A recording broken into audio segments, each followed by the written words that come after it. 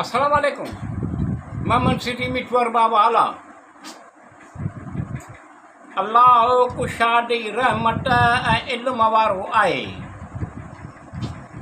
जंहिंखे चाहे थो पंहिंजी रहमत लाइ ख़ासि करे थो। अल्लाह वॾे फज़ल वारो आहे। अल्लाह कुशादी रहमत ऐं इल्म वारो आहे। जंहिंखे चाहे थो पंहिंजी रहमत लाइ ख़ासि करे थो। अल्लाह वॾे फज़ल वारो आहे। दुनियावी कम ऐं आख़िरत जा कम आहिनि। सभु ॼाणे थो बाना संदसि इल्म मां कंहिं शइ ताईं नथा पहुची सघनि। दुनियावी कम ऐं आख़िरत जा कम आहिनि। सभु ॼाणे थो बाना संदसि इल्म मां कंहिं शइ ताईं नथा पहुची सघनि। संदनि हिफ़ाज़त खेसि नथी ठकाए ऐं न उहा उन लाइ मुश्किल आहे। इहो कुदरत में मथां ऐं वॾे शान वारो आहे। अल्लाह कुशादी रहमत ऐं इल्म वारो आहे। जंहिंखे चाहे थो पंहिंजी रहमत लाइ ख़ासि करे थो। उन अल्लाह वॾे फज़ल वारो आहे। अल्लाह खां सवाइ को महबूद न आहे। ज़िंद ऐं क़ाइमु आहे। न खेसि पिनकी अचे थी न निढ। अल्लाह ॿुधंदड़ ॼाणंदड़ आहे। अल्लाह खां सवाइ को महबूद न आहे। ज़िंद ऐं क़ाइमु आहे। न खेसि पिनकी अचे थी न निढ। अल्लाह ॿुधंदड़ ॼाणंदड़ आहे। अल्लाह जंहिंखे घुरे थो तंहिंखे पंहिंजी मदद सां ताक़त बख़्शे थो ऐं ग़ालिब करे थो। बेशक उन में अखियुनि वारनि यानी अकुल वारनि लाइ यकीनन इबरत आहे। अल्लाह कुशादी रहमत ऐं इल्म वारो आहे। जंहिंखे चाहे थो पंहिंजी रहमत लाइ ख़ासि करे थो। अल्लाह वॾे फज़ल वारो आहे।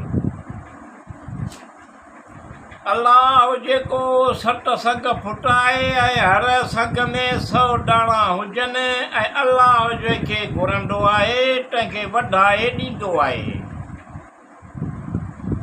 अल्लाह जेको 7 संग फुटाए ऐं हर संग में 100 दाणा हुजनि ऐं अल्लाह जंहिंखे घुरंदो आहे तंहिंखे वधाए ॾींदो आहे।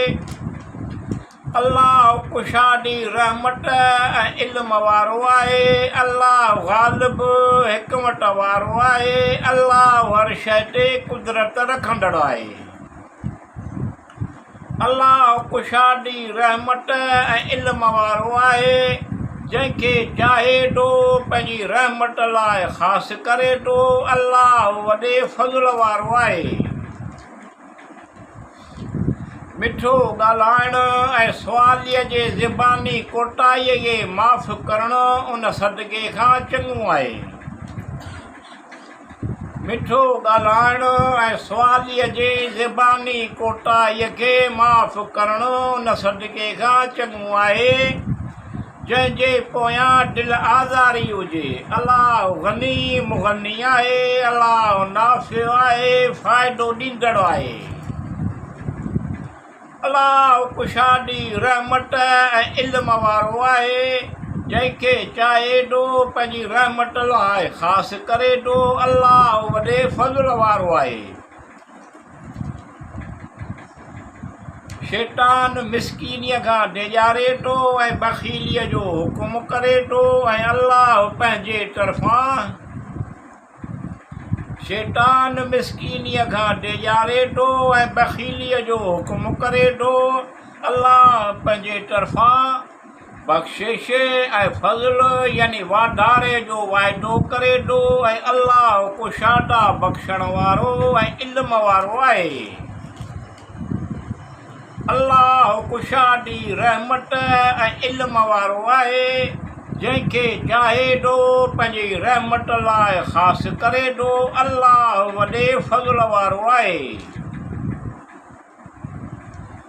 रब असांजा असांखे हिदायत ॾियण खां पोइ असांजे दिलनि खे ॾिघो न करे असांखे पाण वटां बख़्श बेशक तूं ई अता कंदड़ आहीं घणो अता कंदड़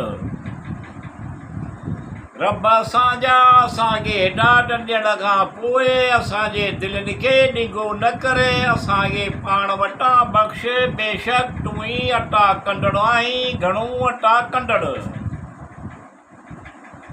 दुआ क़बूल फरमा बेशक तूं दुआ ॿुधंदड़ ऐं क़बूल कंदड़ आहीं अल्लाह अल रहमान अल रहीम आहे अल्लाह कुशादी रहमत ऐं इल्म वारो आहे जंहिंखे चाहे थो पंहिंजी रहमत लाइ ख़ासि करे थो अल्लाह वॾे फज़ल वारो आहे